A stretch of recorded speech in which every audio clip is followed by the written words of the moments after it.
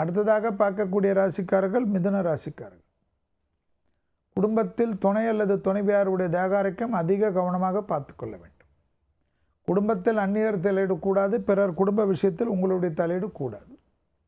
நரம்பு சம்பந்தப்பட்ட பாதிப்புகள், தலைவலி சம்பந்தப்பட்ட பாதிப்புகளில் சிறிய கோளாறு கூட மருத்துவ ஆலோசனை எடுத்துக்கொள்வது நன்மை.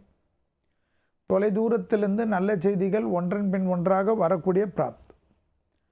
வண்டி வாகனத்தில் புதுமைப்படுத்தக்கூடிய அமைப்புக்கு முக்கியத்துவம் கொடுங்கள். அசையாமசைய பொருள் சேர்க்கை ஆனந்தத்தை தரும். தொழில் ரீதியாக யோக பலனையும் சந்தோஷத்தையும் ஏற்படுத்தும். உத்தியோகத்தில் காணப்பட்ட இந்த சிக்கல் டக்கென்று தீரும். தாய் வழி உறவு, தந்தை வழி உறவு மேன்மை அடையும். செல்வாக்குகள் கூடக்கூடிய நல்ல நாட்கள். தெய்வீக வழிபாடில் கண்டிப்பாக விநாயகரை முதன்மைப்படுத்துவது நன்மை தரும். மற்ற பிடித்த தெய்வத்தை வழிபாடு செய்வது உங்களை காப்பாற்றும். காரிய சித்தி மாலை மந்திரங்கள் உங்களை மிகைப்படுத்தாமல் பாதுகாப்பாக கொண்டு செல்லும். குடும்ப விஷயம்தான் கவனம்.